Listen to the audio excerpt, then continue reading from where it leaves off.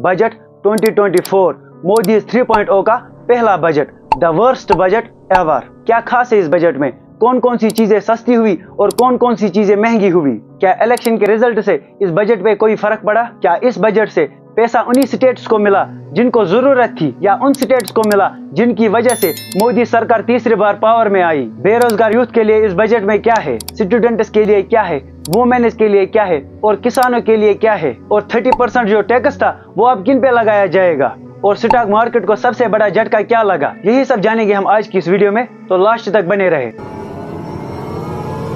सबसे पहला, क्या इलेक्शन के रिजल्ट से बजट पे कोई फर्क पड़ा? इसका जवाब है हाँ। आप इनको देखो, ये है चंद्रबाबू नायडू और ये है नीतीश कुमार। आज इन्हीं दोनों की वजह से बीजेपी की सरकार तीसरी बार पावर में आई और बीजेपी सरकार ने सबसे ज्यादा फायदा भी इन्हीं को दिया। पहला है नीतीश कुमार, ये बिहार की सीएम है। बिहार को 26,000 करोड़ का पैकेज दिया गया, वो इसलिए ताकि उन ब्रिजेस की दोबारा से कंस्ट्रक्शन की जाए जो कि पिछले कुछ महीनों में बिहार में कोलैप्स हो गए। Bridge collapse before its inauguration in Begusarai.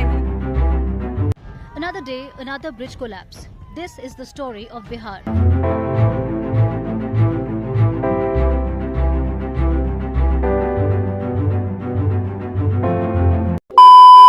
पिछले कुछ महीनों में बिहार में 12 ब्रिजेस कोलैप्स हो गए। किसकी वजह से? करप्शन की वजह से। देखो, ये तो सबको पता है कि बिहार में किस लेवल की करप्शन होती है, फिर भी उनको इतने सारे पैसे क्यों दिए गए? इतने सारे पैसे बिहार को क्यों मिले? ये तो आपको पता ही होगा। जिसको नहीं पता वो सुनो।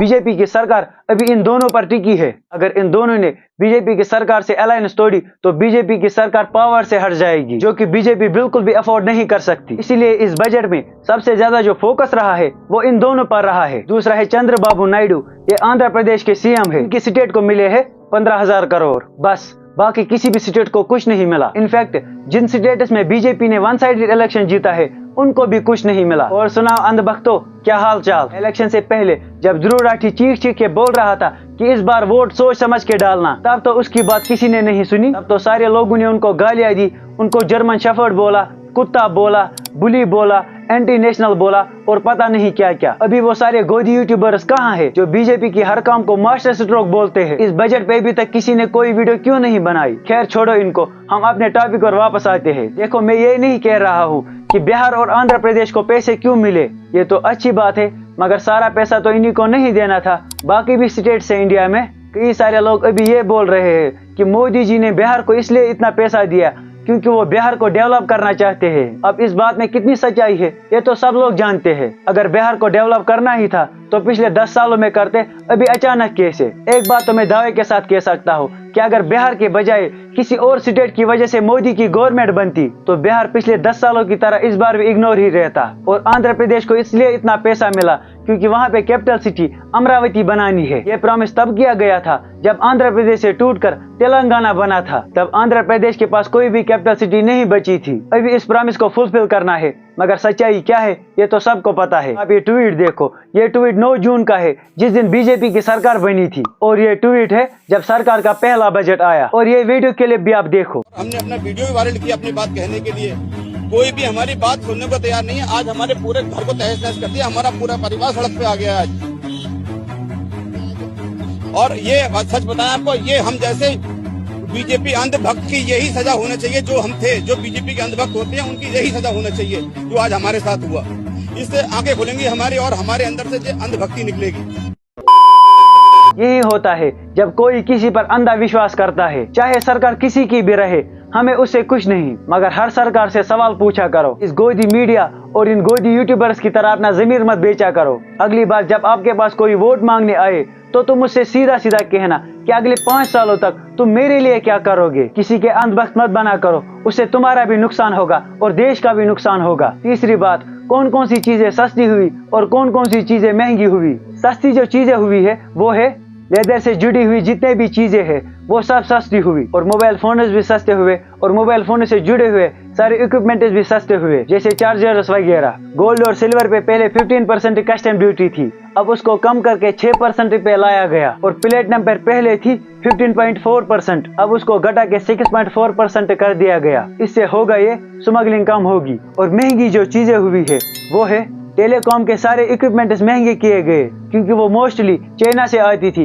इसीलिए उस पर कस्टम ड्यूटी बढ़ा दी गई। और प्लास्टिक के जितने भी प्रोडक्ट्स है उन पर कस्टम ड्यूटी बढ़ा दी गई क्योंकि वो एनवायरमेंट के लिए सेफ नहीं है। चौथा है बेरोजगार यूथ के लिए इस बजट में क्या है। देखो, बेरोजगार यूथ के लिए 5 स्कीमें लॉन्च की गई है जिनमें सरकार टोटल 2 लाख करोड़ रुपए खर्चा करेगी ताकि यूथ के लिए रोजगार मैसर किया जा सके। और इन स्कीम से 4 करोड़ से भी ज्यादा युवा पर सीधा असर होगा। इसके अलावा सरकार एक और भी प्रोग्राम लाई है जिसमें यह है 1 करोड़ युवा को देश की टॉप 500 कंपनीज में इंटर्नशिप कराई जाएगी और 5,000 पर मंथ का स्टैम्पर्ड भी दिया जाएगा। लेकिन इन सारी स्कीमों को लेकर कांग्रेस ने कहा कि ये सब तो हमने बोला था। चलो, ये बात तो अच्छी है, चाहे सरकार किसी की भी हो, मगर ये तो सरकार ने 2014 और 2019 में भी कहा था। अब इस पर कितनी अमल होती है ये तो आने वाला वक्त ही बताएगा। और जो लोग जॉब करते हैं उनको पहले स्टैंडर्ड डिडक्शन लिमिट 50,000 की मिलती थी, अब उसको बढ़ा के 75,000 किया गया है। इससे फायदा ये होगा जो एक्स्ट्रा 25,000 मिलते हैं उससे इनकम टैक्स के ऊपर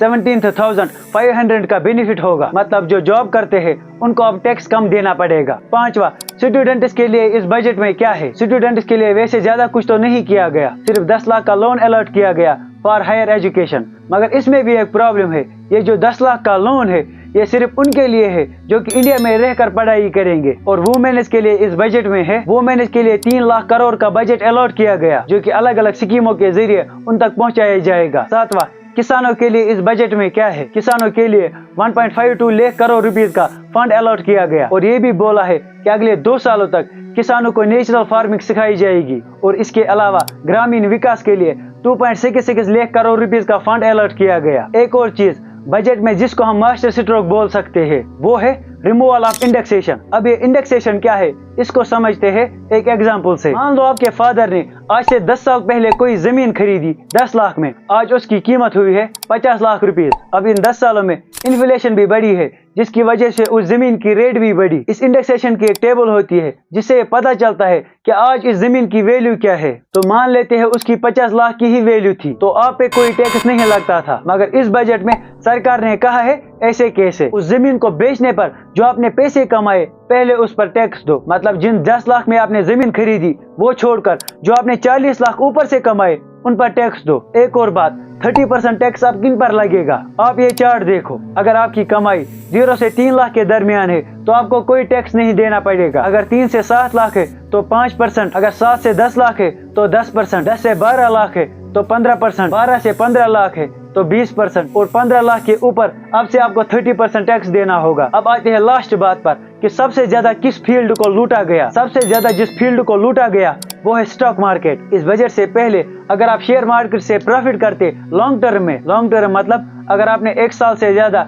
किसी स्टॉक को खरीद के रखा और 1 साल या 2 सालों के बाद उसे बेच दिया, उससे आपको जो भी प्रॉफिट होता था उस पे लॉन्ग टर्म गेन टैक्स लगता था जो कि होता था 10%। अब उसको बढ़ा के 12.5% किया गया। यहाँ पे कुछ लोग सोचेंगे कि इस 2.5% बढ़ने से क्या ही होगा, मगर जितना पैसा स्टॉक मार्केट में लगता है उससे इन 2.5% से सरकार का हजारों करोड़ का बेनिफिट होगा और आम इंसान का हजारों करोड़ का नुकसान। स्टॉक मार्केट में 2.5% बहुत होते हैं। और शॉर्ट टर्म गेन टैक्स पहले होता था 15%, अब उसको बढ़ा के 20% किया गया। शॉर्ट टर्म मतलब अगर आपने कोई स्टॉक खरीद के 1 साल के अंदर बेच दिया। और ऑप्शन ट्रेडिंग में पहले STT होता था 0.0625%, मगर अब इसको बढ़ा के 0.1% किया गया। ये 0% मैथमेटिक्स एक आम इंसान को कभी समझ नहीं आएगी। इसमें और इसमें 60% का टैक्स बढ़ा है। पहले अगर किसी को 1 साल में STT 1 लाख का लगता था, अब उसको 1 साल में 1,60,000 का STT लगेगा। और फ्यूचर्स में भी टैक्स बढ़ाया गया। पहले फ्यूचर्स में था 0.0125%, अब उसको बढ़ा के 0.02% किया गया है। अब सुनो कि आपको स्टॉक मार्केट में कौन कौन सी चीजों पर टैक्स देने होंगे। पहला है LTCG, दूसरा है STCG, तीसरा है STT और ब्रोकरेज पे GST अलग से लगेगा और सेबी के अलग चार्जेस है और लास्ट डिपॉजिटरी चार्जेस अलग से। इसका मतलब इस बजट ने सबसे ज्यादा स्टॉक मार्केट्स को लूटा। स्टॉक मार्केट में जो इन्वेस्ट करते हैं उनमें सबसे ज्यादा मिडिल क्लास होते हैं, लेकिन मिडिल क्लास को मिडिल फिंगर के अलावा कुछ नहीं मिला। अब इस बजट से क्या इम्पैक्ट होगा ये तो आने वाला वक्त खुद बताएगा। आज की इस वीडियो में इतना ही, बाकी मिलते हैं किसी और नए वीडियो में। तब तक के लिए अपना ख्याल रखिए और हमें भी दुआ में याद रखिए। Thank you.